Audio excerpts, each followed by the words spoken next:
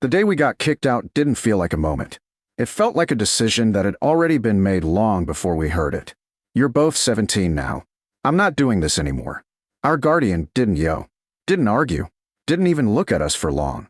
He just stood there in the doorway, one hand resting against the frame like he was holding it open for us to leave. My sister, Ava, didn't say anything. She rarely did in moments like that. She just held her backpack tighter, her fingers curling into the fabric like it was the only thing still certain. I tried once. Where are we supposed to go? He shrugged. Not cold. Not angry. Just done. Figure it out. That was it. No warning. No second chance. We packed what we could in silence. 2 backpacks. 1 duffel. Clothes. A few papers. Whatever mattered enough to carry. When we stepped outside, the door closed behind us with a soft click. Not loud enough to match what it meant.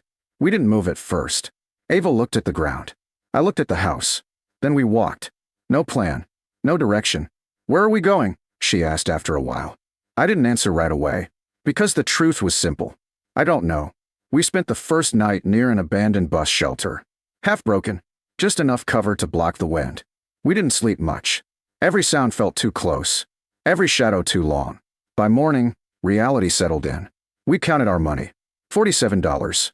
That's it. Ava asked quietly. That's it. She nodded slowly. Didn't panic. Didn't complain. That was her way. Okay, she said. Then we just need something cheap. Temporary. Temporary. The word followed us all day. We tried everything. Cheap rooms. Old motels. Even asking around for work in exchange for a place to stay. No one said yes. 2 17-year-olds with no address, no stability. We weren't a risk anyone wanted. By the second day, exhaustion settled in. Not just physical. Mental. That's when we saw it. Not a sign. Not at first. The building. It sat at the edge of town, half hidden behind overgrown weeds and rusted fencing. Thick stone walls. Small barred windows. A heavy metal door hanging slightly off its hinges. It looked out of place. Not abandoned in a dramatic way. Just left behind. Ava slowed beside me. Is that what I think it is? I stepped closer. Yeah, I said. A jail. The word hung there. Ava shook her head immediately. No. I didn't respond. Because I was already walking toward it. This is worse than a bad idea, she said, following reluctantly. This is nothing. I pushed the metal door. It resisted, then gave way with a low, echoing groan. Inside, cold air, stone walls, silence. Cells lined one side of the room. Bars rusted, but still standing. Doors open. Empty. A desk sat near the front. Old. Cracked. Light filtered through the narrow windows in thin beams. It's a prison, Ava said quietly. It was, I corrected. She looked at me. You're doing that thing again. What thing? Looking at something broken like it's already fixed. I didn't argue. Because she wasn't wrong. I stepped further inside. Ran my hand along the wall. Solid. The structure hadn't collapsed. It had just been ignored. It's strong, I said. Ava let out a breath. It's still a jail. I turned toward her. It's shelter. She hesitated. Looked around again. The walls. The space. The roof. It would hold, she admitted. That was enough. I stepped back outside. There was a sign, half buried in weeds near the fence. For sale. The number was faded, but still readable. We called. The owner arrived later that afternoon. An older man. Quiet. Observant. He stepped out of his truck and looked at us, then at the building. You two called about the place? Yes, I said. He nodded toward the jail. You know what it is? Yeah. A dead one, he said. He walked us around it. Pointed things out. No power. No water. Years of neglect. Been sitting like this a long time, he said. Ava crossed her arms. Then why hasn't anyone taken it? He shrugged. No one wants it. That made sense. We stood there for a moment. Then I asked, how much? He looked at us carefully. Not judging. Not dismissing. Just assessing. How much you got? He asked. Ava glanced at me. I didn't hesitate. $47. There was a pause. He looked back at the jail, then at us. Finally, give me 6. 6. Ava repeated. $6, he said. And it's yours. Why? She asked. He shrugged. No one else is going to do anything with it. And something tells me, he glanced at me, you might. $6. We didn't overthink it. We paid. Got a receipt. A key that barely turned. And just like that, we owned an abandoned jail. That night, We sat on the concrete step outside. Ava pulled her knees in. We just bought a jail. Yeah. For $6. Yeah. We have 41 left. Yeah. She was quiet for a while. Then, what now? I looked back at the building. The walls. The bars. The empty space. Then I said the only thing that made sense. We start with what holds. No plan. No guarantees. Just the next step. The wind moved softly through the broken edges of the structure. The metal door creaked behind us. But the building stood. And for the first time since we got kicked out, we weren't looking for somewhere to go. We had something, even if no one else saw it yet. The first night inside the jail didn't feel like shelter. It felt like a test. The air was colder than outside. Stone held the chill differently. It didn't just pass through, it stayed. Every sound echoed. Every movement bounced off the walls and came back louder, sharper. Ava sat on the floor near the entrance, her back against the wall, arms wrapped around her knees.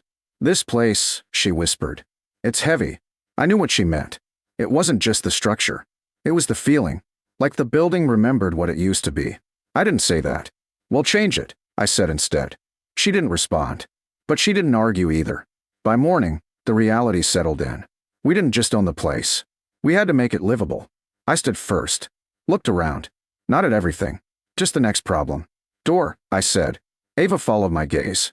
The metal door hung crooked, barely holding onto its hinges. Yeah, she said. Door. That became the rule. Not everything. Just the next thing. We found tools inside. Old. Rusty. But usable. A wrench. A hammer. A box of bent nails. I worked the hinges back into place, tightening what I could. Adjusting angles. Testing the swing. It took most of the morning. But by the end, the door closed. Not perfectly, but securely. That changed everything. The second problem. The cells. Rows of bars. Open. Empty. Ava looked at them and shook her head. We're not sleeping in those. No, I said. We didn't need everything. Just space. We picked one corner of the main room. Away from the cells. Near a window. Then we cleared it. Dust. Debris. Old scraps. We pushed everything out. Stacked what we could use. Discarded what we couldn't. By the end of the day, we had a space. Defined. This is ours, Ava said quietly. I nodded. It didn't look like much. But it felt different. Controlled. The third problem. The windows. Small. Barred. Some broken. Some open. Wind passed through them easily. We searched outside. Behind the building. Around the fence. Through the overgrowth. And slowly, we found materials. Old boards. Pieces of metal. Scraps of something that used to belong here. We carried everything back. Measured roughly. Then sealed what we could. Not all of it. Just the worst parts. The difference was immediate. The air stayed. The cold didn't cut as sharply. That night, we slept longer. Not comfortably, but enough. By the end of the first week, the jail had changed. Not visually. Not dramatically. But functionally. It held. And that meant we could stay. Food was still a problem. Our money was dropping. Slow. Then faster. So we changed focus. We needed something the place could do. Not just what it was. Ava said it first. This place, people would be curious about it. I looked at her. A jail, she continued. Not everyone sees one up close. It made sense. Not big. Not complicated. Just different. We cleaned the front area. Cleared the desk. Reinforced it. Then we made a sign. A piece of wood. A marker. Old jail, open. It wasn't impressive. But it was clear. The first day, no one stopped. The second, a car slowed. Then drove off. The third, someone pulled in. A couple. They stepped out slowly. Looked at the building. Then at us. This, open, the man asked. Yeah, I said. They walked inside. Carefully. Looked at the cells. The bars. The space. How old is this place? The woman asked. Don't know exactly, Ava said. But it's been here a long time. They walked around. Asked a few questions. Then, left money on the desk. Not a lot. But more than nothing.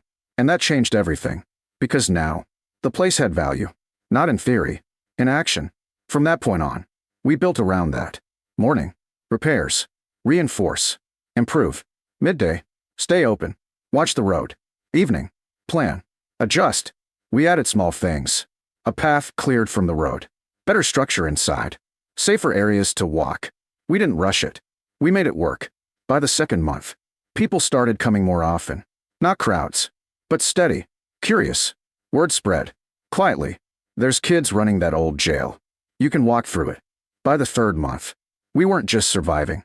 We were stable. The money added up. Slow, but consistent. We used it carefully. Better tools. Better materials.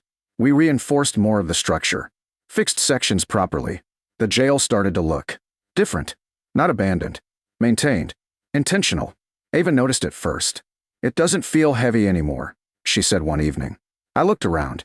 She was right. The walls were the same. The bar's still there. But the feeling had changed. Because now, it wasn't what it used to be. It was what we made it. By the fourth month, the place had a rhythm. People came, walked through, talked, left. Some stayed longer. Some came back. And then, everything shifted. A black SUV pulled up one afternoon. Not like the others. Clean. New. A man stepped out. Suit. Polished shoes. Out of place. He looked at the jail for a long moment. Then walked up. You two own this? He asked. Yes, I said. He nodded slowly. I've been hearing about this place. Ava crossed her arms slightly. Good things or bad things? He smiled faintly. Interesting things. He walked inside. Looked around. The structure. The movement. The setup. You turned this into something, he said. We're still working on it, I replied. He nodded. Then, I represent a development group, he said. We've been looking at unique historical properties. I didn't respond. Just listened. This place, he continued, has potential. With the right investment, it could become something much bigger. The words landed slowly. Because just months ago, we didn't have a place to sleep. And now, someone was talking about expansion. About growth. About value. I looked back at the jail. The door we fixed. The windows we sealed. The space we built. Then back at him. We built this ourselves, I said. He nodded. That's exactly why I'm here. A pause. We like to work with you. Not take. Work. The wind moved softly through the structure. But it didn't echo the same way anymore. The building didn't feel empty. It felt grounded. Ava stepped beside me. What do you think? She asked quietly. I took a slow breath. $6. That's what it cost. But what we built, that was something else. We don't rush it, I said. She nodded. The man smiled slightly. That's a good answer. He handed us a card. And just like that, he left. No pressure. No urgency. Just possibility. The sun dropped lower behind the trees, casting long shadows across the yard. The jail stood behind us. Same walls. Same bars. But not the same place. And we weren't the same people either. Because the ones who got kicked out with nothing now stood in front of something they built. From the ground up. Something no one wanted. Until it became something they couldn't ignore.